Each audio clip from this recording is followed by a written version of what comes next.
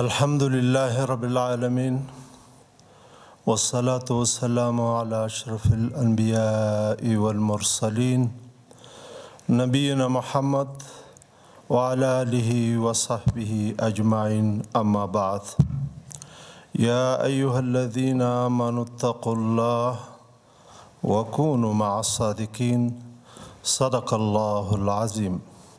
مخکې له دې چې نننی مجلس شروع شي غواړم چې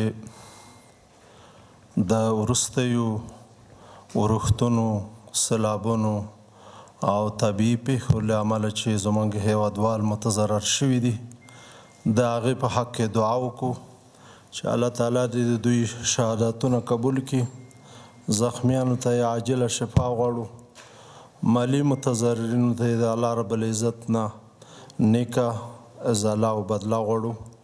وافوض امري الى الله ان الله بصير بالعباد. د افغانستان د اسلامي امارت د رسنیو د مرکز محترم رئیس سمنګني صاحب، د احصایې او معلوماتو د ملي ادارې محترمو مسؤلینو، د مختلفو رسنیو ډیرو معززو استازیو ګډونوالو، السلام علیکم ورحمت الله وبرکاته. د ادارې په نمایندګۍ به هغه لاسته راوړنې او اهم مسایل به زه ستاسو سره شریک کړم. له رسنیو نه په مننې د احصایې او معلوماتو ملي ادارې د هیوادوالو دپاره د الکترونیکي تذکرو 28 څانګې او مرکزونه فعال کړي دي، چې له دې جملې څخه 15 څانګې په کابل ښار او نور 53 په ولایتونو کې هیوادوالو ته د الکترونیکي تذکرو اړوند خدمتونه وړاندې کوي. دغه راز د کابل ولایت په چهارسیاب او سروبي ولسوالیو کې 22 څانګې د فعالېدو په حال کې دي، چې له دې سره به د الکترونیکي تذکرو د مرکزونو ټول شمیر او یا ته ورسیږي. همدارنګه د کاغذي تذکرو د خدمتونو مراجع په ټول هیواد کې د ولسوالیو تر کچې فعالول او خدمتونه ترسره کوي. اداره مصممه ده چې د خپلو امکاناتو په درلودلو سره موږ د مرکزونو نه د ولایتونو د مرکزونو نه ولسوالیو ته او کلیو ته لر پرتو سیمو ته چې هغه صوب العبور لارې دي او هغه مناطق د ولایت مرکزونو نه په ګڼټو سفر لر پراته دي، موږ د دغه الکترونیکي تذکرو دغه مراکز په موبایل ټیمونه تیارو یا خو به هلته مستقل مرکزونه څانګې پرانیزو او یا به موقتا هلته د خلکو د ضرورت پوره کولو لپاره به هلته زموږ ټیمونه ځي او هلته به کار کوي. دوهم د الکترونیکي تذکرو د غوښتونکو د اسنادو د ساتنې او د بیا ځل د لاسرسي په موخه د الکترونیکي آرشیف رامنځته کول. تاسو ته که یاد وي 4-5 میاشتې مخکې ما ستاسو سره وعده کړې وه چې موږ به دا کار فعالوو. الحمدلله د دې د اهمیت نه هیڅوک انکار نشي کولی. دا یو ډېر اهم کار دی او په ډېر منظم شکل سره ټول هغه محرم اسناد چې د هغې تعداد میلیونو دوسیو ته رسیږي نو د هغې ساتل د ځای مسله یوه ده او بل دا چې دغه اسناد ورک نشي او ضایع نشي. نو د دې لپاره په سیستماتیک ډول سره موږ یو منظم آرشیف شروع کړی دی چې په زراوې دوسیې په ورځ کې سکین کیږي او کوشش مو دا دی چې هیڅ یوه صفحه یوه ورقه د دغه اسنادو بغیر د سکین نه پاتې نشي او دا ډیر یو ضروري کار دی. دریم د تشکیلاتي پړسوب د مخنیوي او له منابعو څخه د مؤثرې او مثمرې ګټې اخیستنې په موخه د ادارې په رسمي او قراردادي تشکیلاتو کې د اصلاحاتو راوستل. د فساد سره د مبارزې په مخه د داخلي تفتیش د قاضیو د څار سیستم رامنځته کول. دا په دې معنی چې هغه قاضي چې تر تفتیش لاندې دي د هغې تحلیل او ارزیابي په چټک وخت کې باید صورت ونیسي او نو د فساد سره د مبارزې په لړ کې موږ چې کوم کار کړی دی هغه کې تقریبا 30 تنه کوم کسان چې په فساد کې ککړ وو هغه له دندې ګوښه شوي دي. 2 دوسیې موږ هغه څارنوالۍ ته معرفي کړي دي او 1 کسانو ته تادیبي هغه شوي دي، توصیه شوي دي یا کسر معاش شوي دي. نو او تقریبا 6 میلیونه افغانۍ مو د ضایع کېدو مخنیوی مو کړی دی. 5 د کاري چارو د چټکتیا په موخه د مرکزی پلاوي له لوري د احصایې او معلوماتو له ولایتي ریاستونو څخه څارنه ترسره کول چې دا هم ډیر اهم کار دی. د خپل ادارو د ظرفیتونو د لوړولو لپاره د دوی د کاري سیستم نظارت د نږدې نه کول او الته په موقع دوی ته هدایت کول. نو دا ټول ریاستونو ته د رسیدګي شوې ده الحمدلله. 6 په 901 رسمي او 202 قراردادي خالی بستونو کې چې ټول 933 تنه کېږي د 25 تنه ښځیناو په ګډون خالی بستونو کې د وړ اشخاصو ګمارل او 409 تنو ولایتي رئیسانو، کارکوونکو، د کابل پوهنتون 191 تنو محصلینو او استادانو ته په مختلفو برخو کې د ظرفیت د لوړولو پروګرامونه دایرول. دغه هغه مهم شیانو یو څه چې ما ستاسو سره شریک کړل او اوس به حکیمي صاحب د احصایې مرستیال ستاسو سره به خپل لاسته راوړنې تاسو سره شریک کړي. بسم الله الرحمن الرحیم. طوری که شما نیک میدانید معاونیت مسلکی یا معاونیت احصایه در چوکات اداره ملی احصایه مسئولیت جمع‌آوری، تجزیه، تحلیل و ارائه ارقام احصایوی را به عهده دارد. از جانب دیگر نیک میدانیم که داشتن آمار و اطلاعات احصایوی یکی از عمده‌ترین و با اهمیت‌ترین چیز برای پلانگذاری، پالیسی سازی برای ادارات، پالیسی سازان و اشخاصی که در مورد وضعیت اقتصادی کشور و وضعیت اجتماعی و پلان و پالیسی می سازد نقش عمده و حیاتی دارد. بنابر اهمیت ارقام و اعداد در پالیسی سازی، اداره معاونیت مسلکی جمع‌آوری ارقام و معلومات را به 2 طریقه به طور معمول و استاندارد مطابق به معیارهای ملی و بین المللی جمع‌آوری می‌نماید. طریق ارقام جاری یا اعداد و ارقام جاری که از نهادها و مؤسسات نهادی مانند ادارات دولتی، سکتور خصوصی، انجوها و نهادهای ملی و بین المللی است توسط ارسال پرسشنامه‌های معیاری، جمع‌آوری، تجزیه، تحلیل و بعد از تجزیه و تحلیل ذریعه نشریه‌های و راپورهای احصایوی به طور سالانه، ربوار، ماهوار و نشر می‌رسد. و همچنان شاخص‌ها و معلومات مربوط به صحت، فقر، دسترسی به مکاتب و تمام موضوعات از خانوارها با راه اندازی سروی‌های نمونوی ملی سرتاسری، جمع‌آوری، تجزیه و تحلیل و توسط راپورهای و گزارشات احصایوی به نشر می‌رسد. با اساس همین موضوع فعالیت‌های عمده اداره ملی احصایه و معلومات در بخش معاونیت مسلکی یا معاونیت احصایه قرار آتی است که عمده‌ترین آنها به شما پیشکش می‌نماییم. 1. اداره ملی احصایه و معلومات در جریان سال 1400 شمسی فعالیت‌هایی را انجام داده است. 1. نشر 32 جلد راپور احصایوی که شامل موضوعات اقتصادی، اجتماعی، محیط زیستی می باشد به طور روزوار، سالانه و ماهوار به نشر می رسد.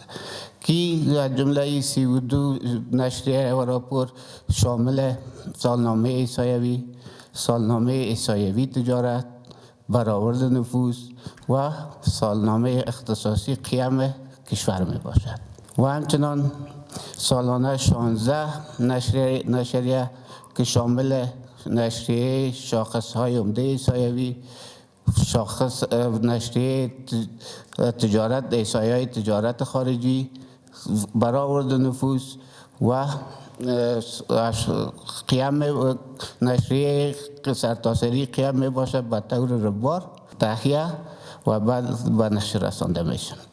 و همچنان راپورهای ماهوار، ما در هر ماه راپور ماهوار به نام شاخص قیام کشور داریم که ماهانه به طور منظم ترتیب و از طریق وبسایت و چاپی به نشر رسیده و به دسترس متقاضیان ارقام و پالیسی سازان قرار داده میشه. همچنان سالانه برآورد نفوذ به سطح واحدهای اداری که امانه ولایت و ولسوالی می باشد به تفکیک زن و مرد تخمین و به نشر سپرده میشه. همچنان در قسمت ارائه ارقام قیام، موضوعات شاخص قیام طور قبلا گفتم ماهانه به نشر جمع‌آوری و به نشر میرسانیم.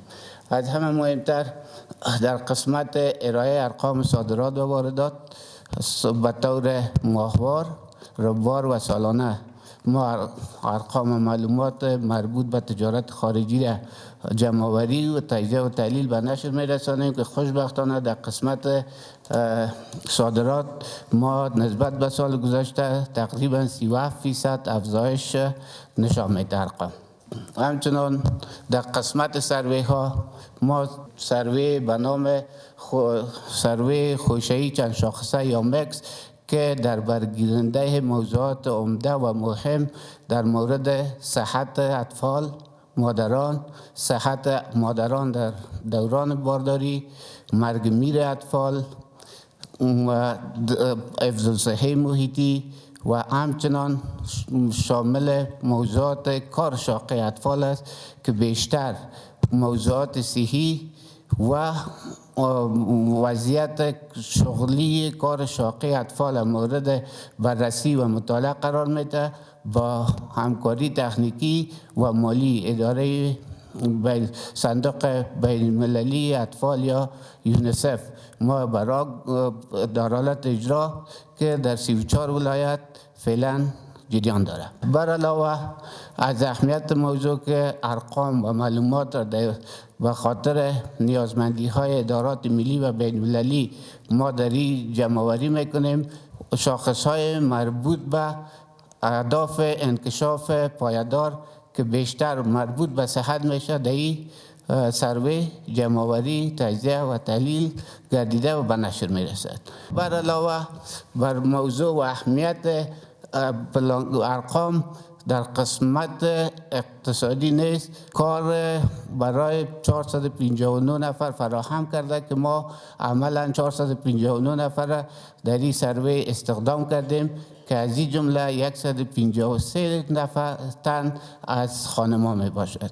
چون سروی زیادتر روی موضوعات طفل، صحت طفل و مادر میچرخه، ما لازم دانستیم که تمام ارقام و معلومات از خانم ها خود جمع‌آوری میشه. سرویرای ما تمامش از طبقه اوناس بوده و در این قسمت 153 نفر خانم استخدام صورت گرفته. در قسمت همچنان به خاطر بهبود و یا داشتن ارقام و معلومات در مورد سایر موضوعات مانند فقر، صحت، مسئولیت غذایی روی سروی های آینده در حال جلسه با سایر نهادهای ملی و بین المللی هستیم تا بتوانیم کمک مالی از اونها دریافت کرده و بتوانیم در جریان سال سروی های صحت و مسئولیت غذایی را شروع کنیم و راه بندازیم. تشکر. اوس محمد صابر ستانکزی صاحب د وګړو د احوال ثبتولو مرستیال ته به نوبت ورکو چې د خپلو لاسته راوړنو ذکر ستاسو سره شریک. بسم الله الرحمن الرحیم. د عزتمن ډاکټر صاحب او د ټولو ګډونوالو په اجازه اجنډا معلومه ده، راځو اصلي مطلب ته. په 15 دولتي ادارو کې د ګرځنده ټیمونو په واسطه 20,000 تانو مسؤلینو ته د الکترونیکي تذکرو د ویش خدمات ترسره کول. د ګرځنده ټیمونو په ګډون هیوادوالو ته د اسلامي امارات له راتګ سره سم 2,01,000 الکترونیکي تذکرو ویش کېدل چې په دې سره د هیواد په کچه ټول 8.2 میلیونه الکترونیکي تذکرې ویشل شوي دي. د 1,02,000 تنو هیوادوالو ته د وګړو د احوال د ثبتولو او هم د 4,800 تنو بهرنیو وګړو ته د تګ او راتګ د ثبت خدمتونه ترسره کول. د ادارې ترسره شویو خدمتونو له درکه 1 میلیارد او 80 میلیونه عواید ترلاسه کېدل او د دولت خزانې ته تحویلېدل. کوچي هیوادوالو ته د تابعیت تذکرو ویشلو په مخه د طرز العمل ترتیبول. بهرنیو هیوادونو کې د میشته افغانانو اتباعو ته د کاغذي تذکرو د ویش تایید او اصلاح په اسانتیاو برابرول او طرز العمل ترتیبول. تابعیت تذکرو کې د ترسره شویو خدمتونو لکه نوم او تخلص، عمر، استوګنځی ځای او ځینې نور برخو کې د اصلاح مقررات ترتیبول. په درناوي له توجه څخه مننه. په پای کې به انجینر عبدالمتین سالک صاحب ته وخت ورکو چې د جغرافیایي معلوماتو د ریاست په ارتباط ستاسو سره خپل معلومات شریک کړي. بسم الله الرحمن الرحیم. د ښاغلي ډاکټر صاحب فخر محمد زیار د احصایې او معلوماتو ملي ادارې لوی رئیس په اجازه د قدرمنو حاضرینو، همکارانو او د رسنیو استازو ته السلام علیکم ورحمت الله وبرکاتو. په پیل کې باید ووایم چې د جغرافیایي معلوماتو عمومي ریاست د هیواد په کچه د جغرافیایي معلوماتو په برخه کې د فعالیتونو او کړنو د تنظیم او مدیریت مسؤلیت لري چې د جغرافیایي معلوماتو یو واحد او مرکزی مرجع په توګه فعالیت ترسره کوي. د تیر یو کال کې د دې ریاست تر چتر لاندې چې کومې مهمې او عمده کړنې شوې دي د وخت نه ضایع کولو سره راځو هغې ته. په پیل کې د زلزله ځپلو سیمو سره د مرستو د تنظیم کمیسیون چې د مختلفو وزارتونو او اداراتو ترکیب څخه جوړ دی او د احصایې او معلوماتو ملي اداره یې غړیتوب لري، د همدې کمیسیون تر چتر لاندې مختلفې کمیټې فعالیت کوي چې یوه یې د سروې کمیټه ده او د سروې کمیټې مسؤلیت د احصایې او معلوماتو ملي ادارې ته سپارل شوی دی چې د سروې کمیټه کې د احصایې او معلوماتو ملي ادارې سره د کډوالو او راستنیدونکو چارو وزارت، د پیښو سره د مبارزې وزارت او همدارنګ د سرې میاشتې ټولنه غړیتوب لري. د یادو وزارتونو او اداراتو سره په مشترکه توګه د زلزله ځپلو سیمو د کورونو سروې د خوست او پکتیکا په زلزله ځپلو ولسوالیو کې ترسره شوه چې دا مهال ارقام د تحلیل او ارزونې لاندې دي. د زلزله ځپلو سیمو سروې یوه د مهمو او اساسي سروېګانو څخه شمیرل کیږي چې د دې سروې په بنسټ به زیانمن شوې کورنیو ته د مرستو د ویش بهیر تنظیمیږي او د افغانستان اسلامي امارت زیرک وزارتونه او ادارات او همداشان نړیوالې مرستندویه ټولنې به وکولی شي چې د کره ارقامو په لرلو سره اړین اقدامات ترسره کړي. بل عمده فعالیت چې موږ کړی دی د کرنې وزارت سره د شوي هوکړلیک په اساس هر کال د احصایې او معلومات ملي اداره د یاد وزارت سره په مشترکه توګه د کرنیزو ځمکو سروېګانې ترسره کوي چې په 1401 کال کې د اول فصل کښت د کرنیزو ځمکو او غنمو سروې په مشترکه توګه د یاد وزارت سره ترسره شوې ده چې په پایله کې وموندل شوه سږ کال اول فصل کې په ټول هیواد کې 2.6 میلیونه هکتاره ځمکه کرل شوې ده چې په دې کې 2 میلیون هکتاره آبي ځمکه ده او 600,000 هکتاره للمي ځمکه ده. د دې مجموعي کښت څخه 1.9 میلیون هکتاره ځمکه باندې غنم کرل شوي دي چې مجموعي تولید یې 3.8 میلیون میټریک ټنه اټکل کیږي چې د 1401 کال د هیواد د وګړیو په نظر کې نیولو سره افغانستان 6.4 میلیون میټریک ټنه غنمو ته اړتیا لري. د تولید او اړتیا وړ ارقامو په نظر کې نیولو سره افغانستان سږ کال 2.8 میلیون میټریک ټنه غنمو کمښت سره مخامخ دی. همداشان د وریجو ځمکو کښت د تثبیت لپاره په 1400 کال کې یاده سروې ترسره شوه چې له مخې د هیواد په 18 ولایتونو کې په 141,000 هکتاره ځمکه باندې د وریجو کښت شوی دی چې مجموعاً 417,000 میټریک ټنه وریجو تولید شوی دی چې په 1400 کال کې د هیواد د وګړیو په نظر کې نیولو سره په تیر کال کې افغانستان 521,000 میټریک ټنه وریجو ته اړتیا لرله چې 248,000 میټریک ټنه کمښت سره مخامخ وو. همداراز د 14.9 کیلو اسناد موږ پروسس او ته مراحل کړي دي او همدارنګه د هلمند ولایت کې د نوې تاسیس شوې ولسوالۍ چې بغنۍ په نامه یادیږي د هغې اړین او لازم معلومات مربوطه ادارو ته وړاندې شوي دي چې په دې رابطه کې د احصایې معلومات ملي اداره ډېر عمده فعالیت ترسره کوي. همدارنګه په 15 ولایتونو کې د کلیو په سطحه سړکونه ډیجیټلي شوي دي، نقشې ترتیب شوي او جوړې شوي دي او د یادونې وړ ده چې د یادو 15 ولایتونو د سړکونو ډیجیټلي ډیټابیس هم چمتو شوی دی. د ټولو نه په مننې سره کور وده له همکارانو په مننه. مخکې دی چې تاسو ته وخت درکو غواړم د راتلونکي پلانونه ستاسو سره شریک. اول د مالي امکاناتو په صورت کې د هیواد د وګړو ټولیزه سرشمېرنه ترسره کول. دویم د ولسوالۍ په کچه د الکترونیکي تذکرو د مرکزونو پراخول او همدارنګه د ګرځنده ټیمونو د شمیر زیاتول. دریم د ډیپلوماټیکو اړیکو پر بنا د هیواد بهرمشت افغان اتباعو ته لپاره د الکترونیکي تذکرو خدمات وړاندې کول. څلورم د اسان خدمت تر چتر لاندې د چټکو خدماتونو لکه پاسپورټ، الکترونیکي تذکرې، د زیږیدنې کارت، د جواز کارت، د بهرنیو چارو وزارت کې د اسنادو طی مراحل کېدل، د موټر چلولو لایسنس او نور خدمتونو ترسره کول.